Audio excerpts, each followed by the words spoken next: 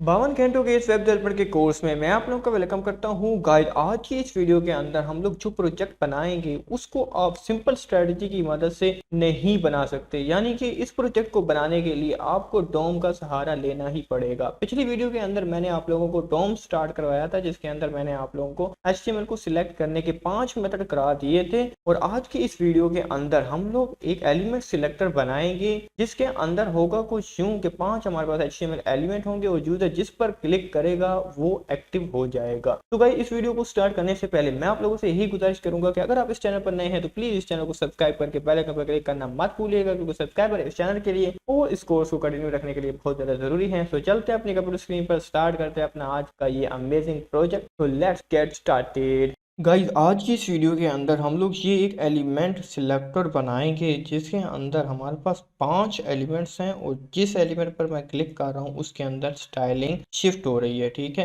यानी कि पहले वाले से हटकर दूसरे वाले पे आ रही है जिस पर मैं सिलेक्ट कर रहा हूँ। जावास्क्रिप्ट पे सिलेक्ट किया, जावास्क्रिप्ट पे आ गई। CSS पे सिलेक्ट किया, CSS पे आ गई। PHP पे सिलेक्ट किया, PHP पे आ गई। तो ये सिंपल सा प्रोजेक्ट हम लोग आज की इस वीडियो के अंदर बनाएंगे। सो मैं इसको जो है मिनिमाइज कर दूंगा और मिनिमाइज करने के बाद अपना वेब डेवलपमेंट फुल कोर्स वाला फोल्डर ओपन कर लूँगा और यहाँ पर हम लोग अपना जावास्क्रिप्ट का फोल्डर ओपन कर लेंगे और ये हमारा प्रोजेक्ट 16 है। तो मैं यहाँ पर प्रोजेक्ट 16 लिख दूंगा एंड देन मैं इसको ओपन कर लूँगा और इसी के अंदर ही मैं VS कोड को ओपन कर रहा हूँ। VS कोड मेरा ओपन हो चुका है। यहाँ पर जो है मैं index.html सबसे पहले बनाऊंगा एंड देन इसी के अंदर मैं बॉयलर प्लेट सबसे पहले लिख दूंगा और जो टाइटल है इसके अंदर दे दूंगा एलिमेंट सिलेक्टर। एंड देन उसके बाद मैं आऊँगा बॉडी के अंदर और बॉडी के अंदर सिंपल मैं जो है क्या करूँगा कि एक पी टैग की क्लास, मतलब कि एक पैराग्राफ टैग मैं चाहता हूँ जिसकी क्लास क्या हो जी, ऑप्शन हो। ठीक है, ऑप्शन नाम की क्लास मैं दे रहा हूँ पी टैग को और मैं ये पी टैग कितने चाहता हूँ, मैं 5 चाहता हूँ। ठीक है, एंड देन मैं जैसे ही हिट एंटर करूँगा तो देखो मेरे पास 5 पैराग्राफ टैग आ गए हैं जिनकी क्लास ऑप्शन है। एंड देन इनके अंदर सबसे पहले वाले में मैं लिखता हूँ HTML एंड देन सेकंड वाले में मैं लिखूंगा CSS एंड देन थर्ड वाले में मैं लिखूंगा जावास्क्रिप्ट एंड देन फोर्थ वाले में PHP और फिफ्थ वाले में PHP विद MySQL। ठीक है, MySQL। एंड देन इसको मैं करूंगा सेव और सेव करने के बाद इसको गो लाइव के बटन पर क्लिक करने से इसको मैं ओपन कर लूंगा ब्राउजर के अंदर। इस ब्राउजर को मैं साइड पे चिपका दूंगा एंड देन VS कोड को एक साइड पे ओपन कर लूंगा और यहाँ पर इसी फाइल के अंदर जो है हम लोग इंटरनल CSS का यूज करेंगे, क्योंकि ये हमारा प्रोजेक्ट इतना बड़ा नहीं है। सो मैं यहाँ पर क्या करता हूँ कि सिंपल स्टाइल टैग को ऐड करूंगा एंड इसके अंदर सबसे पहले हम लोग अपना कॉमन प्रॉपर्टी दे देते हैं, जैसे कि M0 P0 BXZ box sizing border box and then FF font family system UI दे रहा हूँ। ठीक है, सो ये इस तरह से हमारे अरेंज हो गए हैं। अब मुझे क्या करना है, सबसे पहले तो जो बॉडी है ना उसकी विड्थ कम करूंगा। मैक्स विड्थ मैं उसको दे दूंगा कि आप जो मैक्स विड्थ हो वो 600 पिक्सल हो, लेट्स सपोज मैं इतना कह रहा हूँ। एंड देन मैं कहता हूँ कि ना आपकी जो बॉर्डर लेफ्ट है, ठीक है, बॉर्डर लेफ्ट वो यहाँ पर आ गई है। एंड देन इस तरह बॉर्डर राइट कर लेंगे। इसी को मैं जो है ना यहाँ पर नीचे रेप्लिकेट करूंगा और लेफ्ट की जगह पे RIGHT राइट लिख दूंगा। ठीक है, तो ये यहाँ पर हमारे पास बॉर्डर राइट आ जाएगा। यहाँ पर अगर मैं इसको बड़ा करूँ तो ये कुछ इस तरह से आप हमें दिख रहा है। और इसकी जो मेन विड्थ है ना, मेन विड्थ मैं रख दूंगा इसकी 90%, बल्कि मेन विड्थ नहीं रखूंगा बल्कि सिर्फ विड्थ रखूंगा। ठीक है, मैक्स विड्थ इसकी 600 पिक्सल है। एंड देन जब हम लोग छोटे डिवाइसेस में जाएंगे तो कुछ इस तरह से होगी। अब हम लोगों ने क्या करना है, सिंपल मार्जिन को कर देंगे हम लोग ऑटो पे। ठीक है, तो मार्जिन जैसे ही ऑटो करेंगे ये सेंटर पे आ जाएंगे एंड देन ये हमारा काम हो गया। अब मुझे सिंपल इसमें पैडिंग देनी है। सो मैं यहाँ पर जो है पैडिंग लिखूंगा एंड पैडिंग दे दूंगा 1 rem की एंड देन ये यहाँ पर 1 rem आ चुका है। अब क्या करते हैं जी, अब सिंपल हम लोग इसके अंदर जो P है, P को सिलेक्ट करूंगा, सारे P को सिलेक्ट करूंगा। इसका जो BGC है वो मैं ब्लू वाले एरिया में जाऊंगा। ठीक है, एंड देन जो हल्का सा ब्लू होता है वो मैं यहाँ पर लगाऊंगा इन पर। तो ये हल्का सा ब्लू सा पे लग गया है। अब मैं चाहता ये हूँ उनका जो मार्जिन मतलब नीचे से जो मार्जिन है वो 1 rpm का हो जाए, तो ये कुछ इस तरह से सेपरेट हो जाएंगे। एंड देन इनका जो फ़ॉन्ट साइज़ है वो मैं अगर 2 rpm करूँ तो ये कितने बड़े होंगे, ये बहुत ज़्यादा बड़े होंगे। तो मुझे इतना बड़ा नहीं चाहिए, मुझे 1.5 rpm तक चाहिए, ठीक है। सो मैं इतना ही रख दूंगा। आई होप सो कि आपको यहाँ तक समझ आ चुकी होगी। अब हम लोग क्या करते हैं कि अब हम लोग इसके अंदर भी पैडिंग दे देंगे। यहाँ पर मैं पैडिंग दे दूंगा जी, ऊपर से दूंगा जी 1.3 rpm एंड देन साइडों से दे दूंगा 1 rpm। तो ये कुछ इस तरह से आ जाएगा, ठीक है। एंड उसके अलावा मैं ऐसा करता हूँ ना कि जो मार्जिन है ना इसका जो बॉडी का जो मार्जिन है इसको थोड़ा सा बढ़ा देता हूँ ऊपर नीचे से, ठीक है। लेफ्ट राइट से तो इस तरह ही रहेगा, ऊपर नीचे से बल्कि मार्जिन को नहीं बढ़ाते, पैडिंग को बढ़ाते हैं। तो पैडिंग हमारी 1 rpm की साइडों पे होगी एंड देन टॉप नीचे से हम लोग 4 rpm दे देते हैं। तो ये देखो ये कुछ इस तरह से नीचे आ चुका है। एंड देन अब हम लोग क्या करें जी, इसको थोड़ा सा मैं और बढ़ा देता हूँ ताकि जो है ना मुकम्मल हो ले। तो अब ये सही लग रहा है। सो बहरहाल अब मैं क्या करूँगा कि अब ये तो हो गए ना हमारे जो सारे के सारे डीएक्टिव हैं, सारे के सारे डीएक्टिव हैं। जब भी किसी के अंदर एक्टिव क्लास ऐड होगी किसी भी HTML एलिमेंट के अंदर, उसका क्या करना है, BGC हम लोग ब्लू वाली साइड में दे देंगे। मैं ब्लू यहाँ पर लिख रहा हूँ और यहाँ पर क्या करूँगा, ब्लू को ना थोड़ा सा इधर डार्क वाली साइड पे ले आऊँगा एंड देन क्या करूँगा, इसका जो कलर है वो कर दूंगा वाइट एंड देन क्या करूँगा, इसका जो बॉर्डर रेडियस है वो मैं कर दूंगा 5 पिक्सल, सेव कर दूंगा, ठीक है। अब देखो मैंने क्या करना है, जावास्क्रिप्ट के थ्रू ना जब भी किसी एलिमेंट पर क्लिक हो तो उसके ऊपर स्टाइलिंग आ जाए, यानी कि एक्टिव क्लास ऐड हो जाए। तो मैं क्या करूंगा, यहाँ पर जो है ना मल्टी कर्सर जनरेट करने के लिए ऊपर मेरे पास एक कर्सर जनरेट हुआ पड़ा है, नीचे मैं क्या करूंगा, बिल्कुल इसके नीचे अल्ट शिफ्ट प्रेस करते हुए यहाँ पर क्लिक करूंगा तो ये देखो मेरे पास वर्टिकल लाइन में कर्सर आ गए हैं। यहाँ पर मैं ऑन क्लिक नाम का एट्रीब्यूट यूज करूंगा और मैं यहाँ पर एक फंक्शन को कॉल करवाऊंगा चेंज स्टाइल, ठीक है। चेंज स्टाइल नाम के फंक्शन को कॉल करो और जब ये फंक्शन कॉल हो, ठीक है, जब भी HTML पर क्लिक होगा ना तो HTML एलिमेंट क्या करेगा, इस फंक्शन को कॉल करेगा और खुद भी इसके साथ चला जाएगा एज ए पैरामीटर, ठीक है, एज ए आर्गूमेंट, ठीक है, एज ए आर्गूमेंट चला जाएगा और इस फंक्शन के अंदर एक पैरामीटर होगा जो कि इस HTML एलिमेंट को रिसीव करेगा।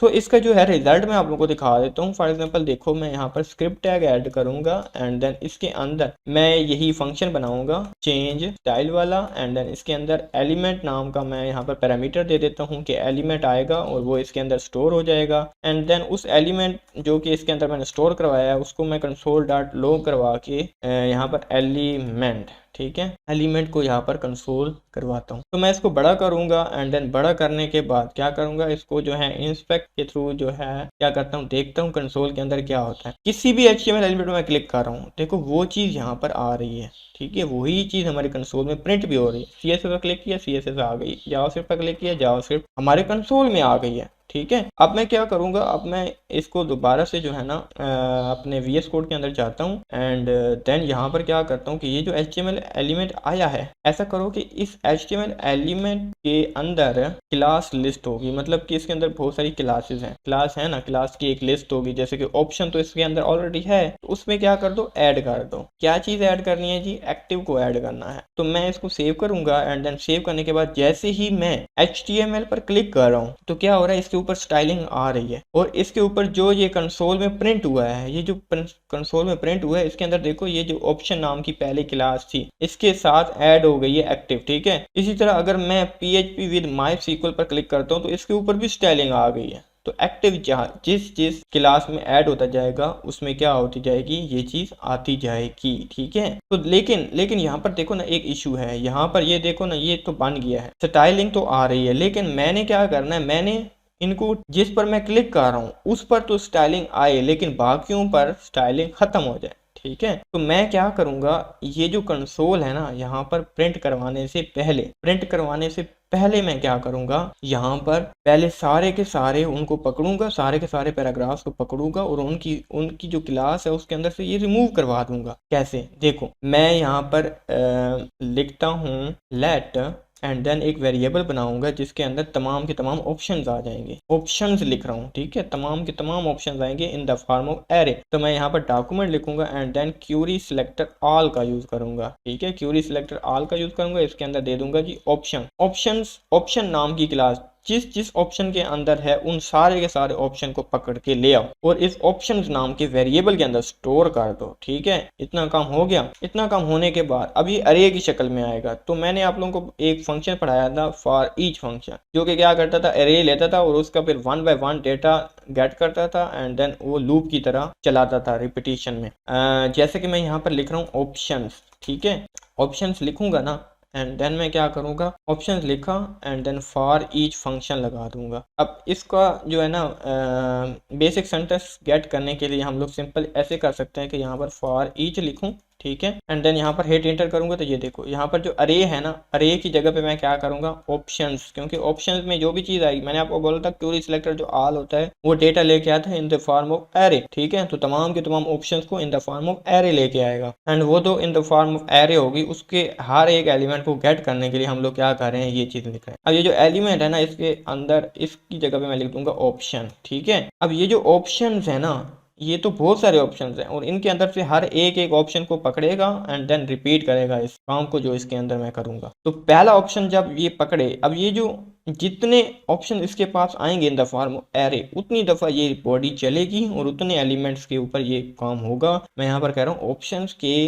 अंदर क्लास लिस्ट होगी, उसके अंदर से रिमूव कर दो, क्या रिमूव कर दो जी, एक्टिव नाम की क्लास को, ठीक है। तो जितने भी सिलेक्टेड होंगे उनमें से रिमूव हो जाएगी। देखो अब मैं HTML पे क्लिक कर रहा हूँ तो यहाँ पर एरर प्रोड्यूस हो रहा है। अब देखो एरर कौन सा प्रोड्यूस हो रहा है, यहाँ पर मैं जो है ना एरर पे क्लिक करता हूँ एंड देन इस पर क्लिक करता हूँ एंड देन ये मुझे कुछ ना कुछ यहाँ पर दिखाएगा कि मैंने क्या गलती की हुई है। सो यहाँ पर कौन सी गलती है हमारे पास, तो इसमें ना अगर हम लोग ऐसा करें कि ना इस चीज़ को ना फंक्शंस के बाहर लिखते हैं, ये जो लेट नाम का वेरिएबल है इसको मैं कंट्रोल एक्स से ना अगर बाहर लिखूं तो देखो सारे के सारे ऑप्शन इसके अंदर होंगे। तो ये चीज़ यहाँ से चले एंड देन यहाँ पर हालांकि एरर तो नहीं आना चाहिए, तो बहरहाल हम लोग इस तरह करके देखते हैं। तो जैसे मैं क्लिक कर रहा हूँ फिर भी मुझे यहाँ पर एरर देखने को मिल रहा है एंड देन एरर मुझे क्या कहता है कि रिमूव, ठीक है ठीक है ठीक है। तो एरर यहाँ पर ये था कि मैंने जो एक्टिव लिखा है वो मैंने डबल कोट्स के अंदर लिखना था। तो मैं यहाँ पर जो है ना इसको बंद करता हूँ एंड देन यहाँ पर मैं आप लोगों को बताता हूँ कि मैंने एरर क्या किया है। यहाँ पर जो भी पहले मैं कंट्रोल Z से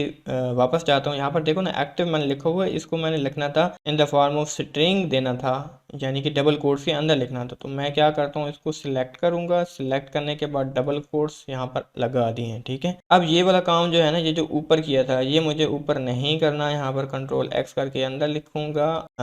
तो अब ये हमारा काम ठीक है ठीक है। यहाँ पर क्या किया है हम लोगों ने, गेट किया है सबसे पहले। तो यहाँ पर मैंने किया है get all option in the form of array. तो एरे की शक्ल में हम लोगों ने तमाम के तमाम ऑप्शंस को गेट किया यहाँ पर एंड देन हम लोगों ने क्या किया, remove dot active class from all options. तमाम ऑप्शंस में से हम लोगों ने क्या किया, रिमूव कर दिया डॉट एक्टिव क्लास को या इस कोड से, ठीक है। एंड देन हम लोगों ने क्या किया कि वो जो हमारे हम लोगों ने गेट किया है, ये जो चेंज स्टाइल वाला ऑप्शन है, चेंज स्टाइल वाला जो फंक्शन है, इसने जो गेट किया है एलिमेंट, उसके अंदर एक्टिव नाम की क्लास ऐड कर दो। बाकी सबके से हम लोगों ने रिमूव कर दी। पहले हम लोगों ने क्या किया, सबसे रिमूव करवा लिया, फिर उसके बाद ऐड करवा दिया एक्टिव को उसके अंदर जो हम लोगों ने अभी पकड़ा हुआ है, यानी कि जिसके ऊपर क्लिक हुआ है, ठीक है। तो ऐड यहाँ पर हम लोगों ने क्या किया, add active class to clicked HTML element. जिस HTML एलिमेंट पर क्लिक किया गया है उसके अंदर हम लोगों ने ऐड करवा लिया इस कोड की मदद से। तो अब मैं इसको सेव करता हूँ एंड देन सेव करने के बाद यहाँ पर जाता हूँ एंड देन यहाँ पर मैं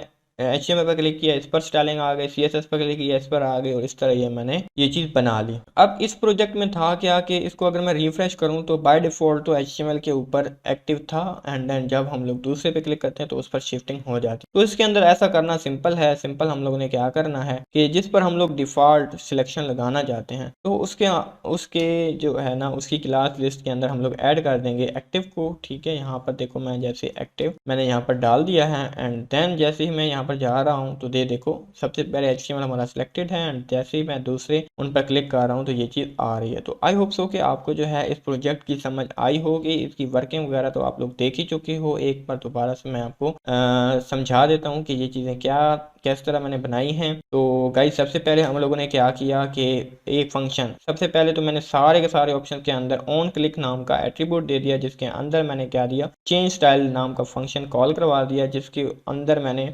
आर्गुमेंट दे दिया दिस का, जो कि क्या कहता है कि इसी HTML एलिमेंट को भी ले जाओ। ठीक है, चेंज स्टाइल वाले फंक्शन को कॉल करो और इसी HTML एलिमेंट को भी साथ ले जाओ as a argument. And then चूंकि ये फंक्शन एज ए आर्गुमेंट एक लेके आ रहा है तो इसलिए जब हम फंक्शन बनाएंगे तो इसके अंदर एक पैरामीटर बनाएंगे जो कि उस आर्गुमेंट यानी कि आने वाली वैल्यू को अपने अंदर स्टोर करेगा। ठीक है, और ये देना ज़रूरी है।